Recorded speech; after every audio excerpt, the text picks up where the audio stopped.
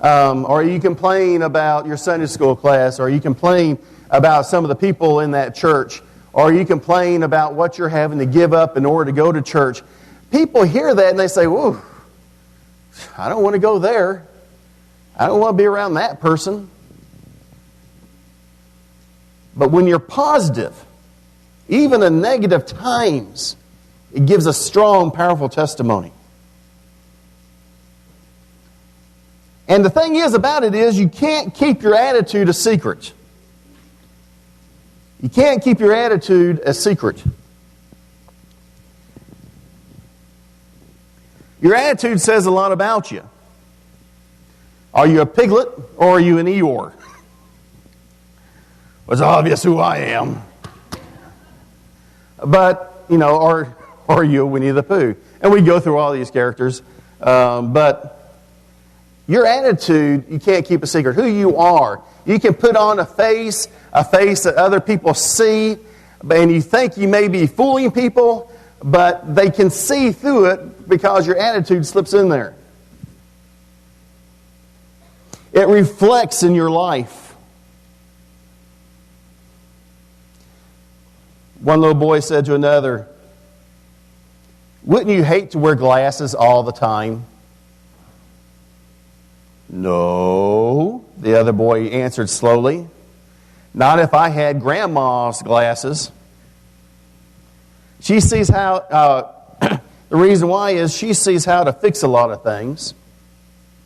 And she sees lots of nice things to do on rainy days. And she sees when folks are tired and sorry and what will make them feel better. And she always sees what you meant to do even when you haven't got things just right. I asked her one day how she could see that way all the time, and she said it was the way she learned to look at things as she grew older. So it must be her glasses. It reflects in your life, and it also affects your effectiveness as a person and as a Christian. You can see a noticeable difference between those who can't wait to get away from their jobs and those who either like their jobs or appreciate having their jobs. Have you ever been in a restaurant where the person that waited on you was just lousy? Or the food was just less than what you would normally consider acceptable? Or you went into a store and the person that was checking you out kind of felt like you were an imposition to them?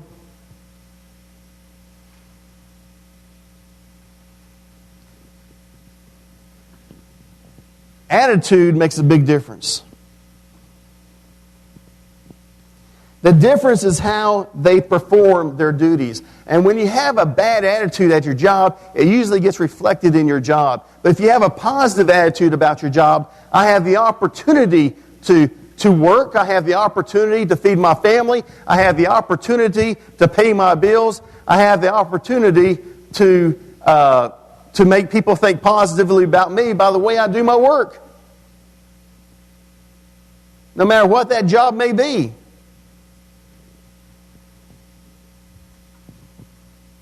The difference is in how they perform their duties. Dr. Jim Moore, pastor of St. Luke's United Methodist Church in Houston, wrote a book entitled, "You Can Grow Bitter or You Can Grow Better." He writes that he got the idea for the title from a young woman who once came to him in a most tragic moment in her life. She had tears in her eyes and her knuckles were white as she twisted a handkerchief, and she had just received word that her 26-year-old husband had been killed in a farming accident, leaving her alone with 3 preschool-aged children. One moment he was alive and vibrant, the next moment he was gone. "I don't know how I'm going to be able to get along without him," she sobbed. "But I do know one thing. I can either get bitter or I can get better." One way that we can get better rather than bitter is to develop a thankful heart.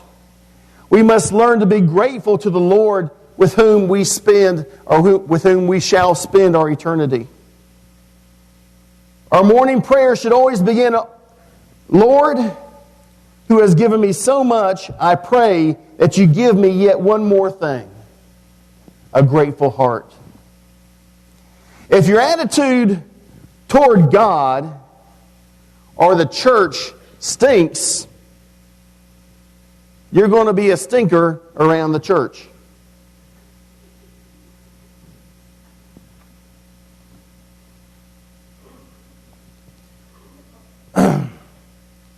The Bible teaches that we all need an attitude adjustment. Now, how many of you have ever heard of an attitude adjustment? Raise your hand. Look at you all. Young man, you need an attitude adjustment.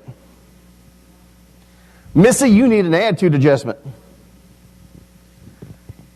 You know what? God says you need an attitude adjustment. And that attitude adjustment is an attitude of choice. Attitude is a choice. And we can be who we are, or we can be who we need to be.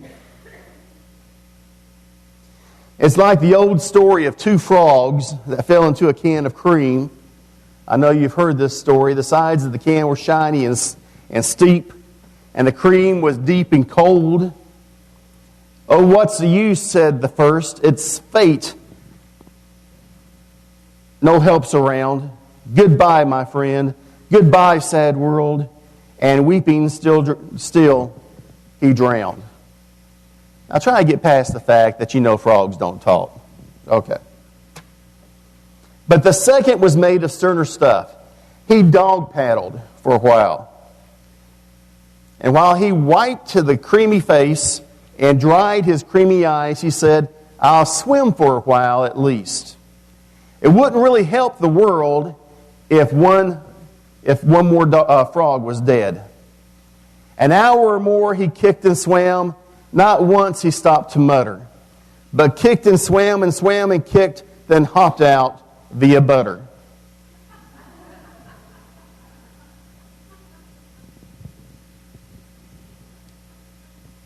Attitude is a choice. I know when things are down on you and things aren't going your way, or maybe decisions have been made that you don't necessarily agree with, the first inclination is to have a bad attitude about it. But that's not Christ-like. Christ wants you to have a positive attitude. Christ wants you to make the most of even difficult situations. To look at challenges not as if they're insurmountable, but this is an opportunity for me to grow. Or this is an opportunity for my church to grow in faith and in spirit. Attitude is a choice.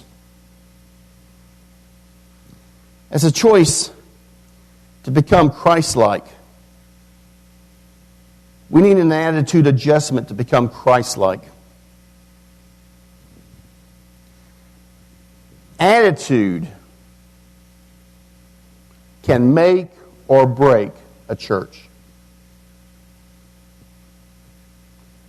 Attitude can make or break a church. Attitudes can be encouraging or discouraging. It would be a sad thing if I came up here behind the pulpit and said, "You know, I'd like to preach to you today, but what's the point? You're all probably going to sin again. You're probably on a straight track to hell. I do what I can. I preach all I can, and can't seem to get any of you to make a difference. What's the point? But turn in your Bibles anyway. Let's get through this sermon." Boy, I know for a fact church attendance would go,